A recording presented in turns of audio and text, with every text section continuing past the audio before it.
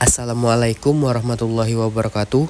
Alhamdulillahirabbil alamin. Assalatu wassalamu ala asrofil anbiya'i wal mursalin wa ala alihi washabihi ajmain amma ba'du. Terima kasih kepada teman-teman yang telah menyaksikan video ini. Baiklah, di sini saya Muhammad Zakwan Naufal dengan NIM C1C021154 akan membahas materi yang berjudul Sumber Hukum Islam. Baiklah, langsung saja. Sumber hukum Islam.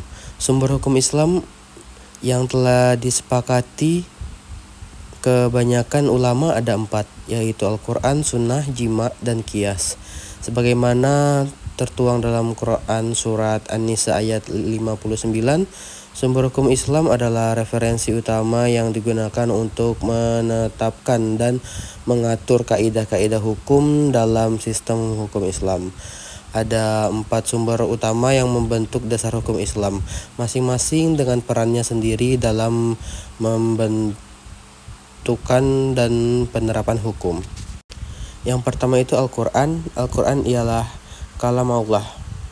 Dalam Quran Surat An-Najm ayat 4, dalam bahasa Arab sebagai sebuah mukjizat yang diturunkan kepada Nabi Muhammad SAW melalui utusan Allah atau malaikat Jibril alaihissalam untuk digunakan sebagai pedoman hidup sebagai manusia dalam menggapai kebahagiaan hidup di dunia.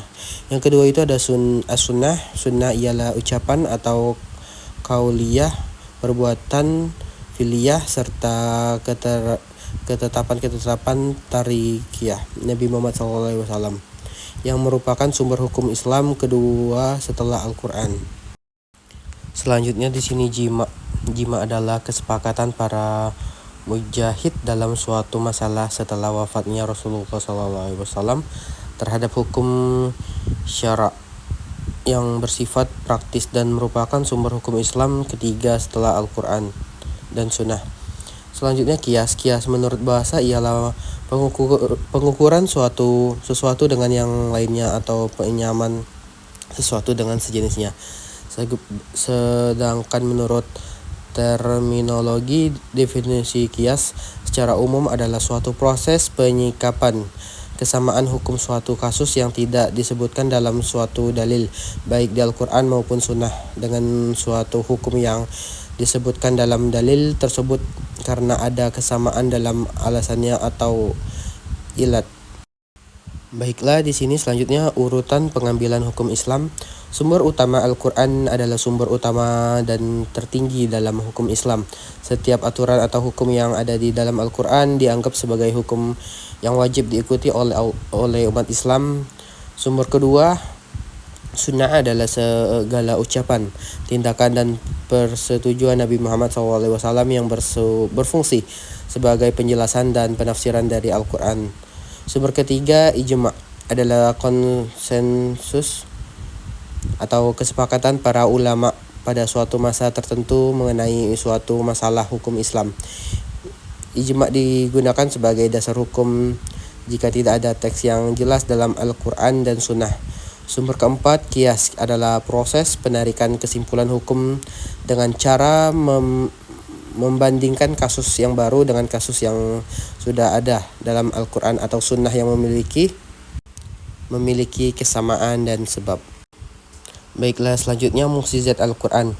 Keindahan seni bahasa Al-Quran atau balaghah tidak hanya diakui oleh kalangan sastrawan Arab saja, tetapi diakui oleh para ahli yang pernah mendalami dan mengkaji ilmu hayyan dalam bahasa Arab.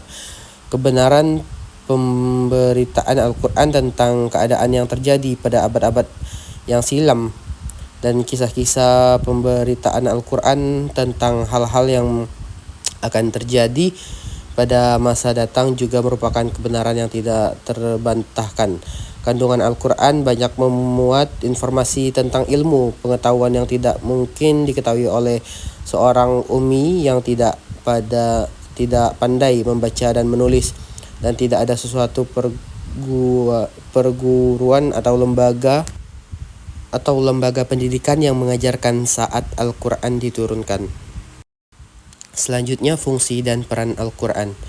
Yang pertama, sebagai Al-Huda, atau petunjuk. Yang kedua sebagai al-furqan, pemisah.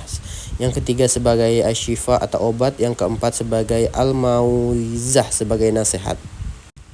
Selanjutnya adapun fungsi sunnah, menguatkan hukum yang telah ditetapkan dalam Al-Quran, memberikan keterangan ayat-ayat Al-Quran dan menjelaskan rincian ayat-ayat yang masih bersifat umum, membatasi kemutlakannya,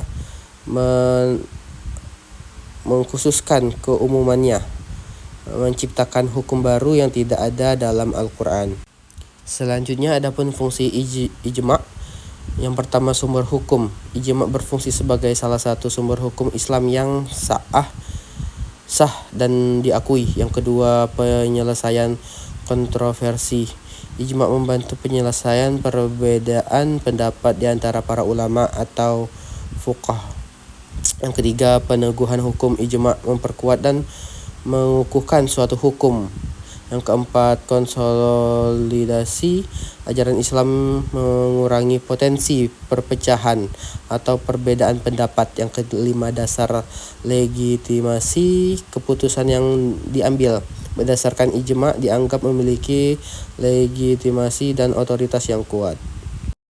Selanjutnya adapun fungsi qiyas, yang pertama menetapkan hukum baru, yang kedua menyelesaikan masalah kontemporer, yang ketiga menjaga konsistensi hukum, yang keempat mempertahankan keadilan, yang kelima fleksibilitas dan adaptasi. Baiklah, sekian paparan materi yang dapat saya sampaikan. Saya akhiri wabillahi taufiq wal hidayah. Wassalamualaikum warahmatullahi wabarakatuh.